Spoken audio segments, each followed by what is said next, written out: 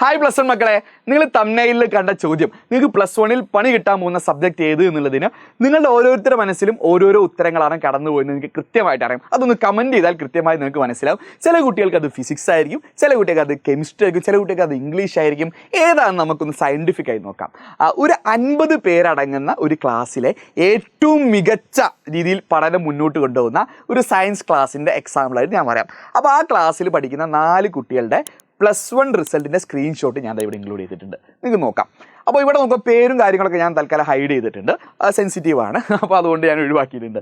നിങ്ങൾ നോക്കുകയാണെങ്കിൽ ഇവർ നല്ല രീതി, ഞാൻ പറഞ്ഞു ഇവർ എൻട്രൻസിന് ഓറിയൻറ്റഡ് ആയിട്ട് പഠിക്കുന്ന കുട്ടികളാണ്, നല്ല രീതിയിൽ പ്രിപ്പറേഷൻ ഉണ്ട്, അടിപൊളിയായിട്ട് എഫേർട്ട് എടുക്കുന്ന കുട്ടികളാണ്. അതുകൊണ്ട് തന്നെ നിങ്ങൾ മാർക്ക് നോക്കുന്ന സമയത്ത് ഫിസിക്സിനോ കെമിസ്ട്രിക്കോ മാത്സിനോ കമ്പ്യൂട്ടർ സയൻസിനോ ഈവൻ സെക്കൻഡ് ലാംഗ്വേജിനോ ഇവർക്കൊരു മാർക്ക് പോലും നഷ്ടപ്പെടില്ല. ഇവർക്ക് എല്ലാത്തിനും ഫുൾ മാർക്കാണ്. 20 മാർക്ക് CE, 60 അല്ലെ 80 മാർക്കോ എഴുതിയിട്ട് അവർ വാങ്ങിയിട്ടുണ്ട്. ഈ കുട്ടിയാണെങ്കിൽ അത് തന്നെ. എന്നാൽ ഇവർ ഇംഗ്ലീഷിൻ്റെ മാർക്ക് നിങ്ങൾ നോക്കിക്കഴിഞ്ഞാൽ വെറും 86 മാർക്കേ വാങ്ങിയുള്ളൂ. 100-ൽ ഇവർക്ക് A+ നഷ്ടപ്പെട്ടു. 5 A+ഉം 1 Aയും ആയി മാറി. ചുരുക്കി പറഞ്ഞാൽ 14 മാർക്ക് ഇംഗ്ലീഷിൽ നഷ്ടം അല്ലേ, ഇംഗ്ലീഷിൽ 14 മാർക്ക് നഷ്ടപ്പെട്ടു. ഈ കുട്ടിയുടെ കേസിലാണെങ്കിലും സെയിം ആണ്. ഈ കുട്ടിക്ക് എന്താണ് 87 മാർക്ക് മാത്രമേ ഉള്ളൂ. ഈ കുട്ടിക്ക് 5 A+ഉം 1 A ആണ്. ആ 13 മാർക്കാണ് ഈ കുട്ടിക്ക് ഇംഗ്ലീഷ് മാത്രം നഷ്ടപ്പെട്ടത്. സിക്കല്ല എഴുതിയിട്ടുള്ളതിനാണ് നഷ്ടപ്പെട്ടത്. C ഫുള്ളുണ്ട്. ഇനി ഇവർ എൻ്റെ ഒരു സ്റ്റേറ്റ് സിലബസ് പഠിച്ച കുട്ടികളാണ്. അപ്പോൾ ഇവർക്ക് പൊതുവേ ഇംഗ്ലീഷ് അത്ര ബാക്ക്ഗ്രൗണ്ട് അത്ര ഇല്ല എന്നൊക്കെ അവർ തന്നെ പറയാറുണ്ട്. എന്നാൽ നിങ്ങൾ CBSE, പൊതുവേ എല്ലാവരും ധാരാളം CBSE പഠിച്ച കുട്ടിക്ക് ഇംഗ്ലീഷ് നന്നായിട്ട് അറിയാം.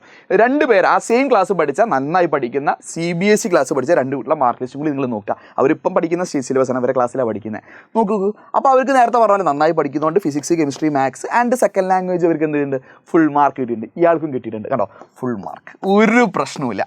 ഒരു സബ്ജക്റ്റ് ഒഴികെ, ഏതാ അറിയോ, ഇംഗ്ലീഷ്. ഇവർക്ക് A+ കിട്ടിയിട്ടുണ്ട്, പക്ഷേ 6 മാർക്ക് പോയി. 94 മാർക്കേ കിട്ടിയിട്ടുള്ളൂ. അപ്പോൾ 6 A+ ഉണ്ട്, പക്ഷേ 6 മാർക്ക് പോയി. ഇയാളുടെ കേസാണെങ്കിലോ, ഇയാളുടെ കേസിലും 94 ഉള്ളൂ. അപ്പോൾ ചുരുക്കി പറഞ്ഞാൽ നല്ല രീതിയിൽ പഠിച്ചിട്ട് പോലും ഇംഗ്ലീഷിന് മാർക്ക് ചില്ലറ മാർക്കൊന്നുമല്ല, 6 മാർക്കൊക്കെയാണ് നഷ്ടപ്പെടുന്നത്. A+ ഉണ്ടെങ്കിൽ 6 മാർക്ക് നഷ്ടപ്പെട്ടിട്ടുണ്ട്. എന്തുകൊണ്ടായിരിക്കും ഇത്? ഇംഗ്ലീഷിൻ്റെ പ്രശ്നം അല്ലെങ്കിൽ ഇംഗ്ലീഷിൻ്റെ എക്സാമിൽ എന്തുകൊണ്ട് കുട്ടികൾക്ക് മാർക്ക് നഷ്ടപ്പെടുന്നു എന്നുള്ള ചോദ്യത്തിന് ഉത്തരം ഭയങ്കര കോംപ്ലിക്കേറ്റഡ് ആയിരിക്കും. എന്നാൽ അതിനെ സിംപ്ലിഫൈ ചെയ്യുകയാണെങ്കിൽ ഇംഗ്ലീഷ് അറിയാത്തത് കൊണ്ടാണോ, വായിക്കാൻ അറിയാത്തതുകൊണ്ടാണോ? അല്ല. നിങ്ങൾ മജോറിറ്റി പേർക്ക് ഇംഗ്ലീഷ് നല്ല രീതിക്ക് വായിക്കാൻ അറിയാം അല്ലേ, അടിപൊളിയായിട്ട് വായിക്കാൻ അറിയാം. ഗ്രാമർ അത്ര പ്രോ അല്ലെങ്കിൽ പോലും നിങ്ങൾക്ക് അത്യാവശ്യം കാര്യങ്ങളൊക്കെ എഴുതാനും പറ്റും. ഗ്രാമർ മിസ്റ്റേക്ക് ഇല്ലാതെ എഴുതാനൊക്കെ കുറേ പേർക്ക് പറ്റും. ഇനി സംസാരിക്കാനൊക്കെ പലർക്കും ബുദ്ധിമുട്ടുണ്ടെങ്കിലും അതൊന്നും നമ്മുടെ എക്സാമിന് ടെസ്റ്റ് ചെയ്യുന്നില്ല. അപ്പോൾ നിങ്ങൾക്ക് വായിക്കാനോ എഴുതാനോ അറിയാത്തത് കൊണ്ടാണോ? അല്ല.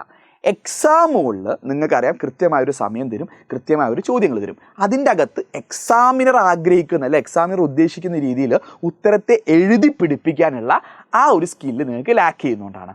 അപ്പോൾ ആ ഒരു റൈറ്റിംഗ് സ്കില്ലാണ് ആക്ച്വലി നിങ്ങൾക്ക് മിസ്സിങ് ആയിട്ടുള്ളത്. അപ്പോൾ പല കുട്ടികൾ പറയും അതുകൊണ്ടല്ല സാർ എനിക്ക് നന്നായിട്ട് എഴുതാൻ അറിയാം, എനിക്ക് ഗ്രാമർ അറിയാത്തതുകൊണ്ടാണ്. അല്ല. ഗ്രാമർ നമ്മുടെ ഇംഗ്ലീഷിൻ്റെ മാർക്ക് നോക്കുമ്പോൾ മൊത്തം നമുക്ക് 80 മാർക്കിനാണ് ചോദ്യം ഉണ്ടാവും. 80 മാർക്ക് നിങ്ങൾക്ക് എഴുതാണ്ടാവും. ബാക്കി 20 മാർക്ക് എന്താണ്, CE ആണ്. 20 മാർക്ക് എന്താണ്, CE ആണ്. റെഡി. 80 മാർക്ക് TE നമ്മൾ എഴുതി വാങ്ങുന്നതാണ്. ഈ 80 മാർക്ക് നിങ്ങൾ ചോദിക്കും ഗ്രാമർ അറിയാത്തതുകൊണ്ടാണ്, നിങ്ങൾക്ക് ഇഫ് ക്ലോസ് റിപ്പോർട്ടഡ് സ്പീച്ച് അറിയാത്തതുകൊണ്ടാണ്. അല്ല. എടാ, ഗ്രാമറിൻ്റെ പാർട്ട് നോക്കുന്ന സമയത്ത് ഗ്രാമർ അവരിറക്കിയ വെയിറ്റേജിൽ തന്നെ പറയുന്നു 8 മുതൽ 12 മാർക്കേ ഗ്രാമറിൽ വരുള്ളൂ. അത് അത്യാവശ്യം നിങ്ങൾ കുറച്ച് ക്വസ്റ്റ്യൻസ് ചെയ്താൽ നിങ്ങൾക്ക് പറ്റും. അത് എഴുതൊന്നും വേണ്ട, നിങ്ങൾക്ക് ഇത് ഒബ്ജക്റ്റീവ് ക്വസ്റ്റ്യൻസാണ്, ജസ്റ്റ് 1 വേർഡ് പോലെ ഫില്ല് ചെയ്യുന്ന ക്വസ്റ്റ്യൻസാണ്. അത് അത്യാവശ്യം നിങ്ങൾക്ക് ശരിയാക്കാനും പറ്റും. വലിയ അധികം മെനക്കേടില്ലാതെ തന്നെ ഇയാളെ സ്കോർ ചെയ്യാൻ പറ്റും. അതിനുള്ള വഴികൾ ഞാൻ പറഞ്ഞുതരാം. ഇനി അടുത്തൊരു പാർട്ടുണ്ട്. ഇതാണ് നിങ്ങൾക്ക് ശരിയായ രീതിയിൽ പണി കിട്ടാൻ പോകുന്നത്. ഡിസ്ക്രിപ്റ്റീവ് എന്ന് പറയുന്ന അക്കൂട്ടറിൽ നിങ്ങൾക്ക് അതിൽ 80 മുതൽ 86 മാർക്ക് വരെ. അപ്പോൾ ഇങ്ങനെ കൂടുതൽ വെച്ചാൽ ഓപ്ഷൻ ക്വസ്റ്റ്യൻ ഉണ്ടാവും. ഓപ്ഷൻ ക്വസ്റ്റ്യൻ അടക്കം പറഞ്ഞാണേ. റെഡി. അപ്പോൾ കുറച്ച് അധികം ഉണ്ടാവുമല്ലോ, അങ്ങനെയാണ് പറയുന്നത്. അപ്പോൾ ഇത്രയും മാർക്കുകൾ വരുന്ന ഡിസ്ക്രിപ്റ്റീവ് എന്ന് പറഞ്ഞ ഈ സെഷനിലാണ്. അപ്പോൾ ഇയാളാണ് മക്കളെ നിങ്ങൾക്ക് എന്ത് ചെയ്യാൻ പോകുന്നത്, പണി തരാൻ പോകുന്നത്. അപ്പോൾ അത് നിങ്ങൾ കൃത്യമായിട്ട് അറിഞ്ഞു വെക്കുക. ഗ്രാമർ പണി തരും, പക്ഷേ ഗ്രാമറിൽ നിങ്ങൾക്ക് അത്ര മാർക്ക് വരുള്ളൂ +1. അപ്പോൾ ഇയാളാണ് പണി തരിക.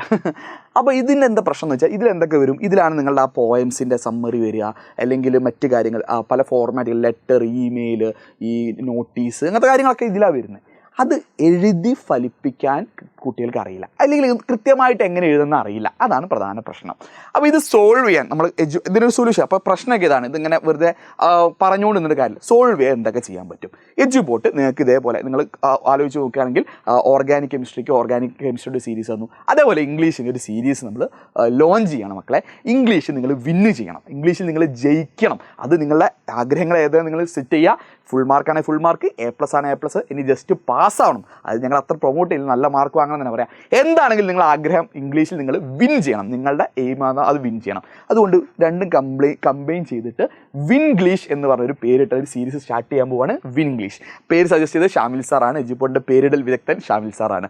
റെഡി. അപ്പോൾ ഈ വിൻഗ്ലീഷ് സീരീസിലൂടെ നിങ്ങൾക്ക് എന്താ കിട്ടാൻ പോകുന്നത് ചോദിച്ചാൽ, നിങ്ങൾക്ക് ആദ്യമായിട്ട് ഒരു ലൈവ് കണ്ടിട്ടൊന്നും പല കുട്ടികൾക്കും ഇംഗ്ലീഷ് പഠിക്കാൻ പറ്റില്ല. സത്യമാണ്, ഒരു ലൈവ് കൊണ്ടൊന്നും ഒരിക്കലും ഇംഗ്ലീഷ് കംപ്ലീറ്റ് പഠിക്കാൻ പറ്റില്ല. അപ്പോൾ ആദ്യം നിങ്ങൾ എന്ത് ചെയ്യണം, പ്രോപ്പറായിട്ട് അത് പഠിച്ചെടുക്കണം. സോ ആദ്യത്തെ പാർട്ട് നിങ്ങൾക്ക് ഇതിൻ്റെ ഗ്രാമർ സെഷൻ നമ്മൾ എന്ത് ചെയ്യും, ഡെയിലി നമ്മൾ എന്ത് ചെയ്യും, വീഡിയോസ് തരും. ഡെയിലി നിങ്ങൾക്ക് എന്ത് ചെയ്യും, ഇതിൻ്റെ റെക്കോർഡഡ് വീഡിയോസ് തരും.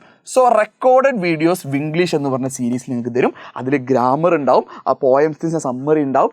ഇനി ഓൾ ഫോർമാറ്റ്, എല്ലാ ഫോർമാറ്റുകൾ, ഇമെയിൽ, ലെറ്റർ പോലത്തെ ഫോർമാറ്റുകൾ സിംപ്ലിഫൈഡ് ആയിട്ടുള്ള ഒക്കെ റെക്കോർഡഡ് വീഡിയോസ് നിങ്ങൾക്ക് ഡെയിലി ബേസിൽ ഈ ചാനലിൽ അപ്ലോഡ് ആയിരിക്കുന്നതായിരിക്കും. സോ ഇത് നിങ്ങൾ പ്രോപ്പറായിട്ട് കണ്ടു കഴിഞ്ഞാൽ തന്നെ നിങ്ങൾക്ക് ഫൈനൽ ഡേ എക്സാമിൻ്റെ തലേ ദിവസം ഒരൊറ്റൊരു ലൈവ് കൊണ്ട് തന്നെ നിങ്ങൾക്ക് മോസ്റ്റ്ലി എന്തായിരിക്കും പ്രശ്നങ്ങൾ സോൾവ് ആവും. ആൻഡ് ഒരു കാര്യം നിങ്ങൾ പ്രത്യേകം പറയാം, ഈ വരുന്ന സാറ്റർഡേ ആൻഡ് സൺഡേ, അതായത് ഇപ്പോൾ വീഡിയോ ചെയ്യുന്നത് ഞാൻ ഫ്രൈഡേ ആണ്, സാറ്റർഡേ ആൻഡ് സൺഡേ ഗ്രാമറിൻ്റെ 4 വീഡിയോസ് വരും. ഗ്രാമറിൻ്റെ 4 വീഡിയോസ് നിങ്ങൾക്ക് എന്ത് ചെയ്യാൻ വരും, വരുന്നുണ്ട്. ഗ്രാമറിൻ്റെ 4 റെക്കോർഡഡ് വീഡിയോസ്. ഈ റെക്കോർഡ് വീഡിയോസ് നിങ്ങൾ നിർബന്ധമായിട്ടും കാണാം. ഇഫ് ക്ലോസ്, റിപ്പോർട്ടഡ് സ്പീച്ച് പോലെയുള്ള ആ കാര്യങ്ങൾ 4 ചെറിയ കുഞ്ഞു വീഡിയോസാണ്. അത് കണ്ട് കഴിഞ്ഞിട്ട് നിങ്ങൾക്ക് സൺഡേ എന്തുണ്ട്, നമ്മുടെ ഒരു മൊത്തത്തിലൊരു സ്റ്റഡി പ്ലാൻ ഉണ്ട്. ആ സ്റ്റഡി പ്ലാന് ശേഷം സൺഡേ നമ്മളുടെ എന്തുണ്ടാവും, ഒരു ലൈവ് ഉണ്ടാവും. ആ ലൈവോട് കൂടി നമ്മൾ ഗ്രാമർ എന്ത് ചെയ്യും, തീർക്കും. അപ്പോൾ ഞാൻ പറഞ്ഞ ഈ കുറഞ്ഞ മാർക്കിൻ്റെ ഈ ഗ്രാമർ സെഷൻ അതോടുകൂടി തീർന്നു. അത് കഴിഞ്ഞ് നമുക്ക് ഡിസ്ക്രിപ്റ്റിലേക്ക് എന്ത് ചെയ്യാം, കൂടുതൽ ഡെപ്തിൽ ഇറങ്ങാം. അപ്പോൾ ഫുൾ കോൺഫിഡൻസിലിരിക്കുക മക്കളെ. പ്രൂവണാണ്, എഡ്യൂബോട്ടിൻ്റെ കൂടെ നിങ്ങൾ നിന്നോ, നിങ്ങൾക്ക് വേണ്ട കാര്യങ്ങൾ പ്രൊവൈഡ് ചെയ്യും. ഒരു പേടിയും നിങ്ങൾ പേടിക്കേണ്ട, അടിപൊളിയായിട്ട് പഠിക്കുക. സോ ചാനൽ സബ്സ്ക്രൈബ് ചെയ്യാത്തവരുണ്ടെങ്കിൽ സബ്സ്ക്രൈബ് ചെയ്യുക, ഫ്രണ്ട്സിനൊക്കെ ഷെയർ ചെയ്തോ. നിങ്ങൾ ആരും പേടിക്കേണ്ട, ഇംഗ്ലീഷിൽ നമ്മൾ എന്ത് ചെയ്യും, വിൻ ചെയ്യും. വിൻഗ്ലീഷ് എല്ലാവരും ഒന്ന് കമൻറ്റ് ചെയ്യുമോ, നിങ്ങൾ ജയിക്കുമെന്നുള്ള രീതിയിൽ വിൻഗ്ലീഷ് എന്നൊന്ന് കമൻറ്റ് ചെയ്യുമോ. സെറ്റ്. അപ്പോൾ നമുക്ക് 1 by 1 ആയിട്ട് ഓരോ വീഡിയോസിലൂടെ കാണാം.